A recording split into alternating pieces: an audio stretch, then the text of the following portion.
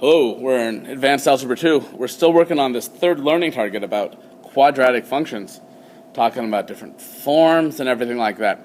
We got two things to do today. The first one is this business about, evaluating functions. Now, this isn't brand new and should hopefully be extremely boring for you, but it's worth taking a quick look at before we move forward. So, here in example 1, we have a function.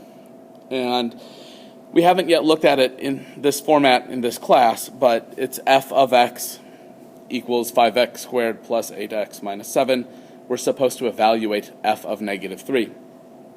Just as a reminder, that means we're talking about the function when x equals negative 3.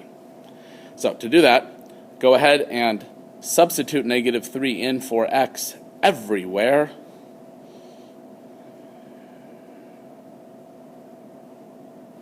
So put negative 3 in for all the x's, and then at this point we're just punching numbers through. Probably the fastest way is just to type the whole thing into your calculator originally. But if you want to if you want to think through it all, you would say negative 3 squared is 9, and then you'd multiply the 5 and the 9 while multiplying the 8 and the negative 3, and then you'd add it all up, and you'd eventually end up at 14. Boom, so f of negative 3 equals 14. So, next example. Here we have the same function, but this time it's determine x such that f of x equals negative 3. This is different. This means the function is negative 3, so we set the whole function equal to negative 3. Now we need to solve this equation, and you can probably see we'll start by adding 3, so it's equal to 0. And then at this point, we can probably just factor it, because it's like 5x minus 2 and x plus 2. Of course, you could have used the quadratic formula instead if you prefer, but factoring might be easier here, just depending on what your preferences are. So one equation is 5x minus 2 equals 0, and the other equation would be x plus 2 equals 0, assuming we're factoring. You get so 5x equals 2, so x is 2/5. 0.4 if you're a decimal freak, x equals negative 2, and boom, boom, boom, you've got yourself some answers. If you had done the quadratic formula instead, which is just fine, you probably would have the same answers. In fact, you would have the same answers if you'd done it correctly. So, nothing terribly exciting there. A little bit of work in example 2, but nothing you can't handle. Now, moving forward, this is potentially quite different. In geometry, one of the fun things they say is that it takes 2 points to make a line, and that's true. Funny story, it takes 3 points to make a parabola, and in fact this can be increased. It takes 2 points to make a line because that has x to the first. Nobody writes the first, but it's x to the first. It takes 3 points to make a parabola because it's x squared. It takes 4 points to make a cubic, and it takes 5 points to make a x to the fourth, which we call a quartic, etc., etc., etc. But it gets boring fast too. So, 3 points. Now, the information can come 3 different ways. You could get any 3 points on the parabola.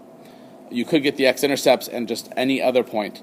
Or you could get the vertex, and the vertex is a super-duper special point, so we'll count it as 2 points, and just any other point. Different cases lead to different strategies, and I'm going to go through one of each. The first one is going to be awesome, potentially just mind-blowing. The second and the third, they should be interesting, but not terribly disturbing. Okay, so the first one, which is example 3, because you had already done examples 1 and 2. Write the equation of quadratic function that passes through 1, 2, negative 2, 23, and 3, 8. And we're going to write our answer in standard form, which is ax squared plus bx plus c. Okay, so we're going to use each of the points, but first, these are 3 not special points. So make sure that we understand that's the situation we're talking about here. Going to go ahead and I'm going to make a little chartish of what's going on. I'm going to use the points and I'm going to plug them in to y equals ax squared plus bx plus c. I don't know what a and b and c are, and actually that's our goal, is to figure out what a and b and c are. So the first point is 1, 2, and if you plug that in, so the y is 2, and then you plug in the 1 for a, you plug in the 1 for x, and then, there's a little simplifying that looks like it could happen here. So it's really 1a, or just a, plus 1b, or b, plus c equals 2. The next point is -2, 23. So you plug in 23 for y, and you plug in -2 for x. Same thing as before, but now we have different numbers. So it's 4a minus 2b plus c equals 23. Third point, 3, 8. So 8 equals 8 times 3 squared, and b times 3, and c. Good stuff. So if you clean that up a little bit, you get 9a and 3b and c equals 8. And now we have, this is so awesome, we have 3 equations and 3 variables. The variables aren't x and y, folks. They're a and b and c. 3 equations, 3 variables. This is a system of equations, and I know in Algebra 1 you solved them with 2 equations and 2 variables, and if your teacher was spunky, you might have done it with 3. We're going to go slowly through this one because many of you have not yet done ones with 3. So I'm going to label equation 1, equation 2, and equation 3 just to be clear on what's going on. I need to combine these in a way that gets rid of variables. This is what elimination is about. It's the thing you added them together and you'll see in a second. So C is just calling out as the one that should be eliminated because it's just like a 1C and a 1C and a 1C. So here's what you do. Take the first equation and subtract the second equation. If you want to be specific, you could multiply it by -1 and add, but whatever. First equation minus the second equation. So there's the first equation, there's minus the second equation, and when you subtract, you get -3a plus 3b equals -21. Okay, delightful. But look, c is gone, but you still don't have an answer. So let's also take the first equation and subtract the third equation. So the first equation, and I'm trying to use color coding to help you notice which one's which. And you get -8a minus 2b equals -6. Another equation without the c. So this is fun. You might be saying, hey, wait a minute, what about the second minus the third? And you could, but it doesn't actually help you out. You just need to do this twice.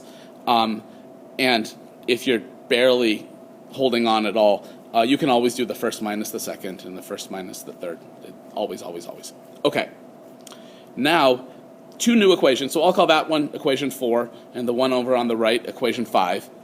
And now, I need to combine them to get rid of a variable, to eliminate again. This is like double secret elimination. This is amazing. Okay, so equation 4, -3a plus 3b equals -21. I just rewrote it over on the right. Equation 5, -8a minus 2b equals -6. Again, I wrote it on the right. These two are not yet ready to eliminate. You need to do some fancy multiplying action to make the coefficients line up correctly. So I'll go ahead and try to get rid of b by multiplying the top one by 2 and the bottom one by 3. That way, let's see here, we have 6b on the top one, and we have -6b. Yeah, -6b on the bottom one. Oh, this is great. Notice that each of the coefficients multiplied, though, right? Not just the b ones. The a's multiplied, the b's multiplied, and the constants on the right of the equal sign, they also multiplied. Now, if we add them up, we get -30a equals -60. Oh my gosh. We can solve this. You just divide by -30. So a is -60 divided by -30. So 2. Oh, that's a lot of work to get at 2. Okay. So we're done. No. We know that a is 2. So here's the super duper secret. You take that 2, say no, a is 2, and I put it back into one of the equations that just has a's and b's. I'm putting it into equation 4 for now. If you liked equation 5 better because it had prettier eyes or something, you could use that instead. It doesn't matter. So you put the 2 in for A. And so now we're talking about -6 plus 3b equals -20. I'm so excited. Okay, and then you go ahead and add 6. So 3b is -15. And of course, dividing by 3, insulting you by even mentioning it. So b is -5. Oh, we have A and we have B. So now we can substitute them both into just any equation that has A's and B's and C's. I did equation 1 because it was the nicest looking one. It brushed its hair this morning or something, but it does not matter which one you choose. So then you plug in the 2 for the A and you plug in the -5 for the B, and you end up with -3 plus C equals 2. So you add the 3 and you get C equals 5. Whoa, we have an A, we have a B, we have a C, we have an answer. Remember, it's supposed to be ax squared plus bx plus c. So y equals 2x squared minus 5x plus 5. This is just amazing. Extra arrows for awesomeness. Okay. This is a lot of work. There's no doubt about it. It's a whole lot of awesome in one package. And for some people, they can't handle this much awesome at once. Or maybe my layout is no good. I'm only going to do one of these for the notes. We will do another one in class, and then of course you'll get some practice in class. But that's one example. That was by far the most involved example. Another situation could be knowing the points 3, 0, -5, 0, and 1, 4. Now if I hadn't just harassed you with all those 1s and 2s and 3s and 4s and 5s and equations adding together and subtracting and magic happening, you would immediately notice that those are x-intercepts. Trust me, you would do, oh yeah, right there, x-intercepts.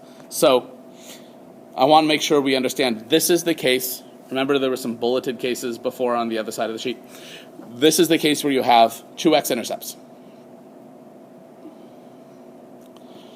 Okay, so we're going to write this in factored form instead. So x minus 3 times x plus 5 with some number a in front. You don't know what that is yet. That's the last thing to figure out. So quick reminder that 3 made x minus 3 and the -5 made x plus 5. Okay, moving forward, we're going to plug in the other point. And the other point was 1, 4. So this just goes in for x and y. So y equals a times 1 minus 3 times 1 plus 5. I'm in such a good mood from example 3. Okay, so 4 equals a times -2 times 6. So 4 equals -12a. So a is -1/3. Yeah, 4 over -12, but it's -1/3. Okay, so here that's it. Like you just rewrite it, -1/3 for the a, and then x minus 3 times x plus 5. Oh, that's not it, because it did say standard form. Okay, so that's factored form. Yeah, that's factored form. So you got to foil it. I mean, foiling, foiling, schmoiling. There are better things and there are worse things to do in life. So you multiply in the -1/3, so it's -1/3 x squared minus 2/3 x plus 5. Plus 5. Okay, boom, that's it. Still a lot less work than example 3, you got to admit. Okay, last one is the other case. Oh, sorry. I'm still on that high from example 3. Okay, standard form right there. Okay, example 5. Here, though, it tells you the vertex. And remember, this vertex is magical because it's the turnaround spot. So it counts as 2 points. So we know because it's the vertex, it's x minus 3 squared minus 4. But there still could be that funny number a in front. And just to be clear, that number a in front is the same purpose as the number a in front of the factored form from example 4, and that is also the same purpose as the a in front when it's in standard form, and the standard form is written in all of these. Okay, so vertex, use the other point. Oh man, This is fun. It's not as much fun as example 3, though, which was 2, negative 6. So we'll go ahead and substitute negative 6 equals a times 2 minus 3 squared minus 4. Okay. Plug in the points for x and y. And then negative 6, a, got negative 1 squared minus 4. And so negative 1 squared is 1. So negative 6 is 1a minus 4. And you add the 4. So a is negative 2. And so we're like, we're done. Negative 2 times x minus 3 squared minus 4. Except not really, because that is vertex form. Yeah, the forms. I'll show you form. Oh, sorry. We got the forms. Okay, so now we can, square it out. X squared minus 6x plus 9 minus 4. Distribute the negative 2. At this point, you're probably impatient because it's been a while and multiplying by negative 2 is not exciting. But at the end, you combine the negative 18 and the negative 4. And negative 22. Boom, there you go. Right there.